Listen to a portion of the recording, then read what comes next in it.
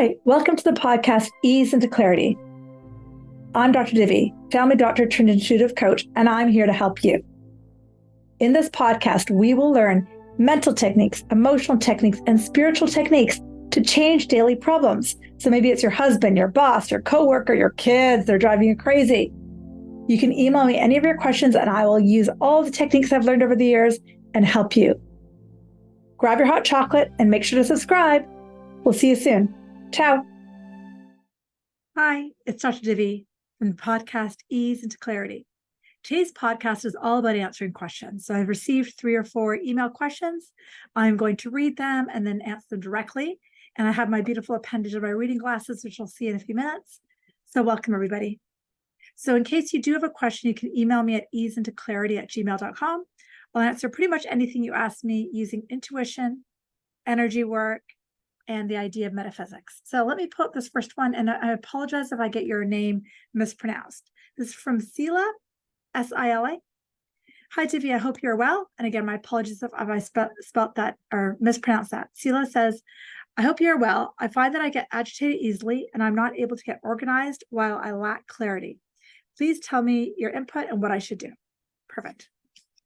So I get agitated easily, can't get organized, and I lack clarity. So Sila, this is a super, super common thing. And what's interesting, and as I also have an email question about procrastination, it's a similar answer, but I'll address yours first. Getting agitated easily and not finding clarity and feeling a bit muddled is honestly just the ego's thinking. So the first thing I would suggest is that you start a regular meditation practice, which often feels counterintuitive because we're like, I need more time. I'm agitated. I have no time. But the reason that's happening is because you're not centered. The first thing we have to be willing to do is to find our center. So try this with me right now. And if you're driving, please don't do this. Go to close your eyes, Sila. Everybody just take a few breaths in and out. What I'd like you all to do is just focus on the belly. So let's exhale together and inhale for 1, 2, 3, 4. And exhale 1, 2, 3, 4, 5. Inhale 1, 2, 3, 4. Exhale 1, 2, 3, 4, 5. Inhale 1, 2, 3, 4. Exhale 1, 2, 3, 4, 5. Inhale 1, 2, 3, 4.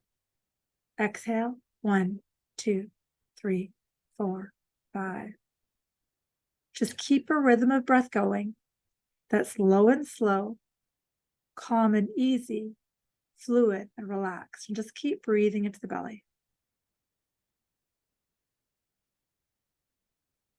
Deep belly breathings. Beautiful.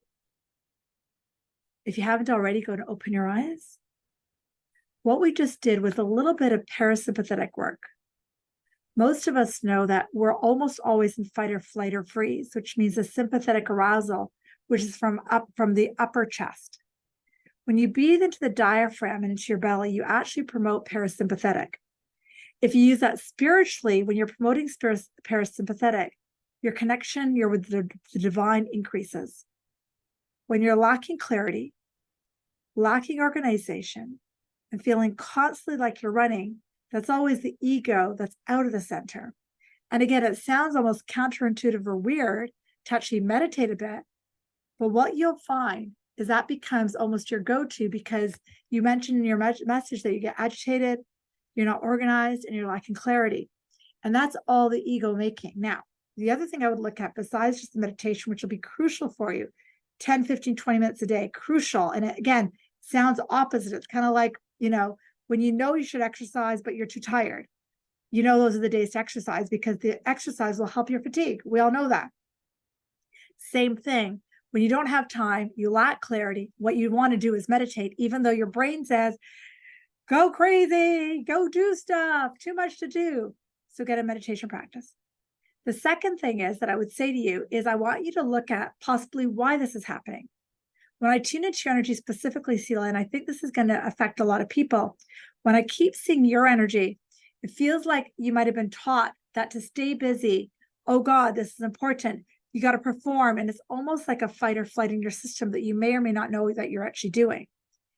And what happens is those unconscious triggers cause us to do these things that make us not organized and lack clarity.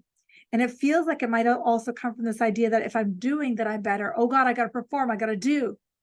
And that's opposite of listening to your intuition, because it's either doing or intuition, not two at the same time. We can have intuitive action or intuitive activity, which is different than just doing. So I want you to look at what's causing the fight or flight that's making you think you have to do something. Because then when we do and we're not centered, we'll do from not clarity and not organized. I'll see if there's anything else specifically for you, Sheila. The other thing I'm getting as well is for you to have more fun. Because if we can have more fun, we actually increase that parasympathetic. And I guarantee you this question is fantastic because it helps a lot of people. So again, take homes, slow down, laugh, meditate, figure out what the rush is, what that voice is that says I have to go, I have to push, I have to focus, I have to do something. And step out of that and observe it. In the work I do, I often say that which you look upon with love can actually heal. When we're looking at something that we have to do, push, nothing can heal. So I hope that helps. I'm sending you lots of love as I move into the second question. And again, feel free to email me back, Sheila, if you wish, and let me know how that landed. I'd love you to try that for at least a few weeks to see how it goes. So next question is from Mandeep, who asks, I know that the answer is always love when dealing with conflict or difficult people. But at some point, I realized that I was begging for acceptance and love from family and friends. I do the work to have love come from within me for myself and others, but I also cut those people out of my life. Is that correct? When you have people in your life who do not serve you or bring you down, how should you deal with them? I decide to say to myself, I forgive them. I forgive myself. This is not working. You go that way. I go mine. I free myself with love. And I'm happier now, and I can be around those family members without feeling the need to seek their acceptance and love. However, is there another way is the question. Can we allow those people that don't serve us to be around us without being affected? Great question, Mandeep, and I'm sure this is going to help a lot of people. So you brought up some really good points. I'm going to keep your email open so I can keep reading it as we talk. So really great points that you were taught that I need to beg for acceptance, and these people are now annoying you because you have trained them or they have trained you that you need to be a certain way in order to get love. And so cutting them out is a great step, but I want to back up before you cut them out, or in addition to cutting them out, because what I want you to see is that part of your unconscious, Mandeep, like yourself, mine too, was trained that if I am a certain way, then I am approved and I'm accepted. And it's not necessarily that person's fault that you have that. We'll blame it on our parents or our society or our culture or our karma from before previous lives. But we come in with this and we are born into it. And this external person, could be your dad or mom as well, still believe that you have to be a certain way for approval. So yes, cutting them out is a great step. But before you do that, what I want you to see is what you're looking at is actually the part of yourself that feels very small. There's a part of you, as there is in me, who thinks if I do X, Y, Z, then I get approval. But that part of me doesn't feel enough. That part of me thinks if I do this, then I get approval. But that part of me obviously is the small part of me who feels victimized or less than. So I'm looking for something outside of me for approval. That's the part of me that needs forgiveness. That part of me that feels like she's not enough is what needs forgiveness. So I need to go to my higher self, my God self, the divine with me, and say, the Ho'oponopono prayer, which many of you know, I am sorry, please forgive me. I love you and thank you. This is a prayer we do to our higher self. I am sorry, higher self, for ever thinking I was less than. Please forgive me or clean it out of my body. I love you and thank you. I am sorry for ever thinking I was not enough.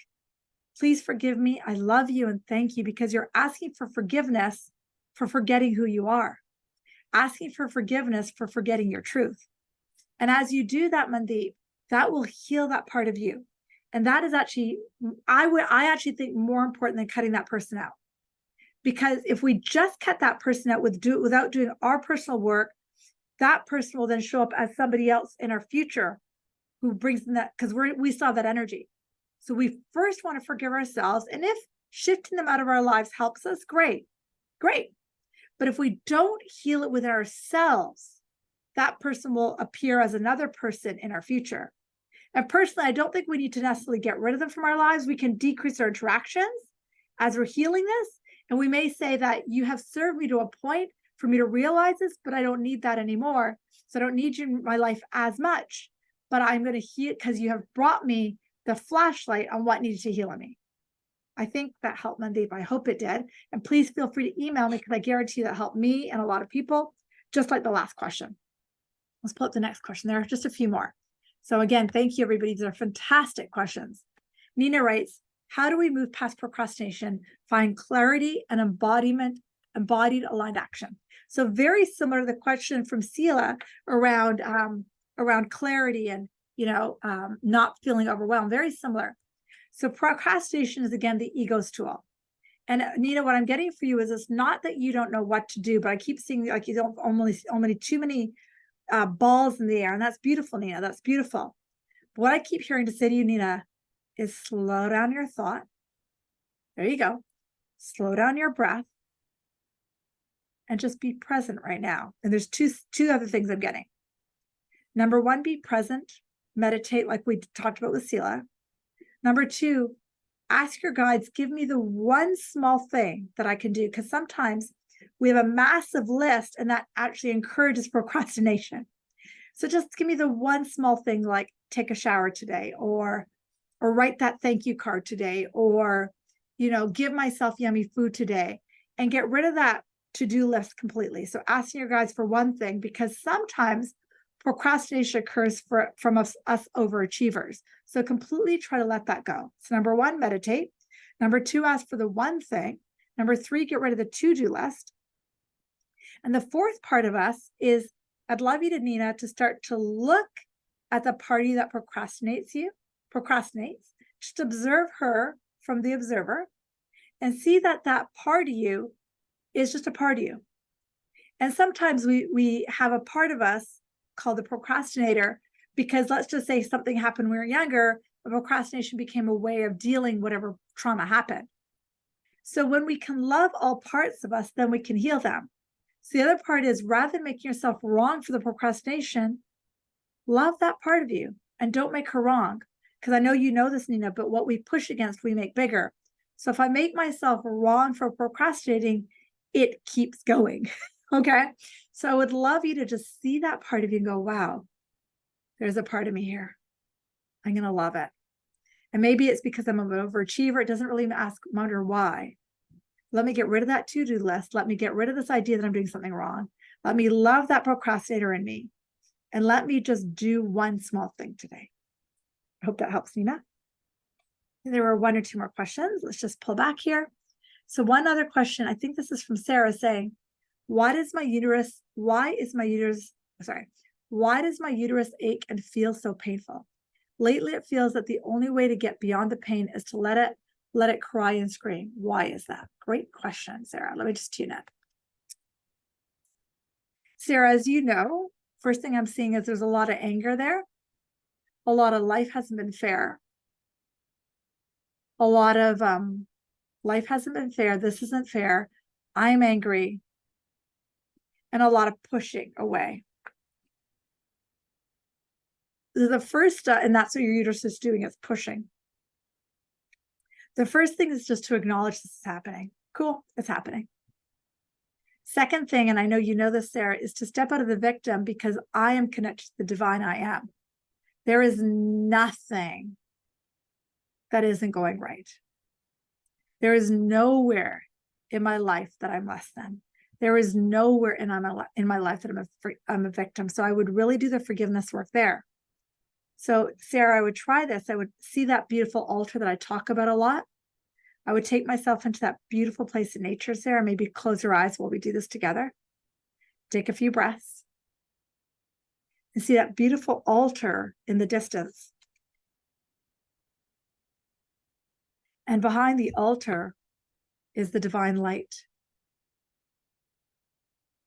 and place a piece of paper on that altar, such as, I can't handle this, or I am less than, or this is too much, or this isn't fair, or these people are wrong. Whatever you've got there, put it there. And you might have to do this multiple times. Bring in your guide, Sarah, and simply say, let forgiveness set me free. Allow forgiveness to set me and everyone free. Allow forgiveness to set me and everyone free. Let forgiveness set me and everyone free. And just keep up that prayer as I speak, Sarah. Let forgiveness set me and everyone free. Because as you're doing this, what you're asking for forgiveness from the divine for is the idea that you are less than, this idea that something could hurt you, this idea that it's too much, this idea that life isn't fair.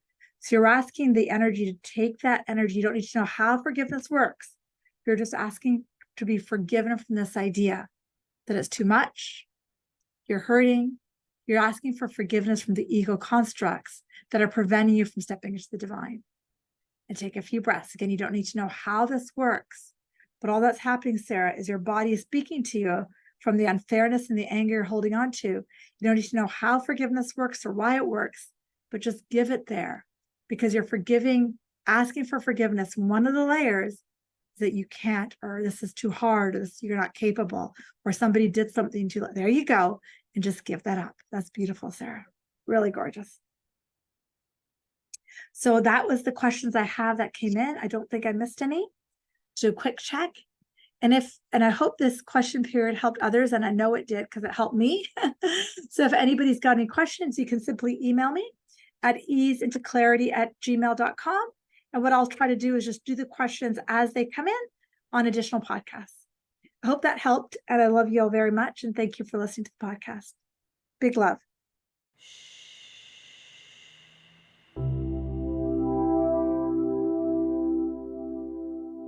Thank you so much for joining me in this podcast, Ease into Clarity. It is such a joy, pleasure, and honor to be in your living room. What I would love is if you follow me on Instagram, DRDIVI, or go to my website, drdIVI.com, or write a review. That would be even more amazing. Thank you. If you really enjoyed this podcast, feel free to share it with friends, family. Tell them to follow me, because I think the more of us that listen to the fact that each of us can start to shift. Each of us can shift mental things, emotional things, spiritual shift, to shift our daily reality. When more and more of us do it, we get a better planet. We get more love. We get more happiness. We get more joy. So I'd love it if you followed. I'd love it if you shared this, because it would be such a joy and an honor. And again, if you have a question, guess what? I'm here for you. So send me an email, easeintoclarity@gmail.com. And as they come in, I will answer them in podcasts that are subsequent, whether it be your boss, your relationship, your husband, whatever. That's what I'm here for. Because the more of us that learn really simple mental techniques, really simple spiritual techniques, we change the physical reality we live in. Pretty soon we have more peace, more ease, more joy trickling across the whole world. Remember, there's a spiritual solution for every problem. Thank you for joining me.